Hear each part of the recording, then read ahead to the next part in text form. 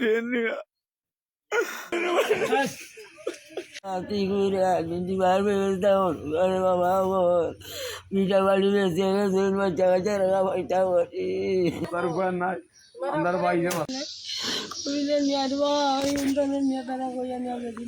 আমার ভাই ফুরকান আলী আমি মাইজমজন আমার বাইরে কইয়া নিছইন যে কাতারের কথা বিচা কইয়া নিছইন টাট্টুলি গ্রামর তার বাপর নাম হইল গিয়া তাইর আলী বেগম তাইর আলী তার বাপর নাম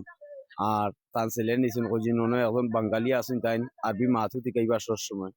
তখন যাওয়ার বাদে পাইছেন যে মানুষ এখন পাইছেন মানুষটারে ওরাইছে আরবি নিয়া ওরানির পরে আমার ভাই একলা পড়িয়েছেন শুধু আরবির মাত কথা খুঁজছি বুঝইন না এখান কইলে আমার ভাই আর এখান করেন বুঝই না মাত কথা এর বাদে গিয়া ফিটিবে খালি উষ্টায় মুরকায় বুঝতা লিয়া উড়ে আমার ভাইরে 24টা ঘন্টা হতা করে খুব বেশি মাইদুর করে এরপরে আমার বাইরে নিয়ে খাইল গুল্লু আর পাইপ দিয়ে আমার ভাইয়ের মাথাটা বাড়ি আমারে বাবার আঙ্গুল উঙ্গুল ভাঙি গেছে তার কাছে ফোন দিলে এ কয় তোমার ভাইয়ে পারেন না আইতা কানে ফোন ধরেও না কোনো সময় উঠায়ও না তা করে আমার বাইরে বাড়ি ঘর বেশি আমার বাবু নাই আমরা কি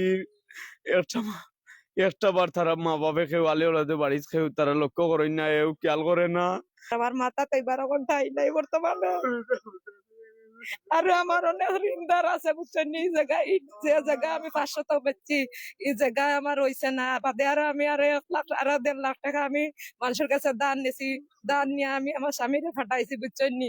ফাটাইছি ওন আমার স্বামীর উপরে খুব নির্যাতন চালার যত দ্রুত আপনার কাছে আমার একটা দাবি আমার স্বামীর বাংলাদেশে আনার জন্য বুঝছেন নি অসুস্থ অবস্থা এখন কিলা আনা যায় আপনার মাধ্যমে এটা এখন আপনারা দেখতা বুঝছেন নি আমার বড় ভাই মোহাম্মদ ফুরকান আলী প্রবাসে নিশ্চয় দক্ষিণ টাট্টিউলির পশ্চিম টাট্টিউলির তাহের আলীর ছেলে মোহাম্মদ আনসর আলী কাতার প্রবাসী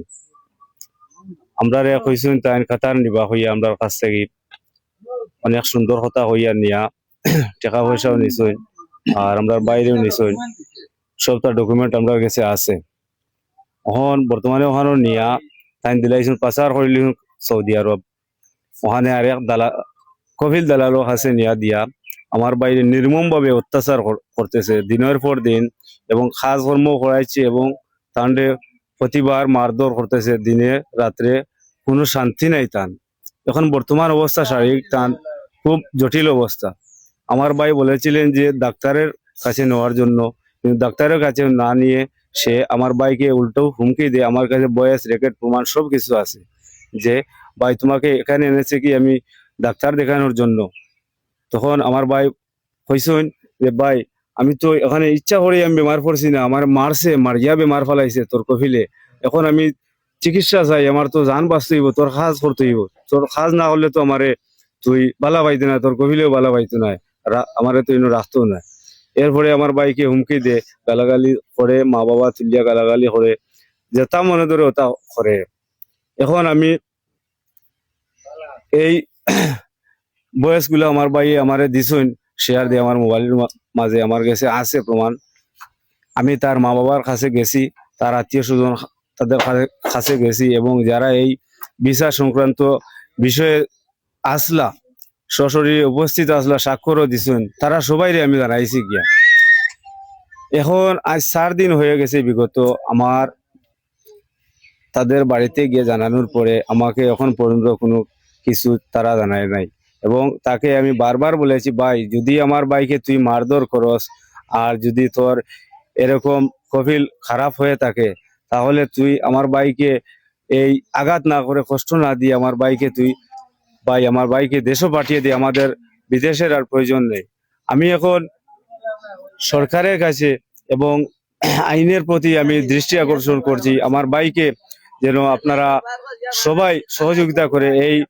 জালিমের হাত থেকে এই প্রতারকের হাত থেকে এই দালালের হাত থেকে আমার ভাইকে বাঁচানো যায় সেই পরামর্শ এবং আপনারা সহযোগিতা করবেন এবং তাদের কাছ থেকে এখন পর্যন্ত যারা এই মধ্যস্থতা ছিলেন তাদের কাছ থেকে কোনো আশ্বাস পাই নাই যে ওখান তাদের ছেলে এবং যে বাবা আছেন তারা শান্তিতে দেখে দিবেন সেরকম কোনো আশ্বাস দেন নাই।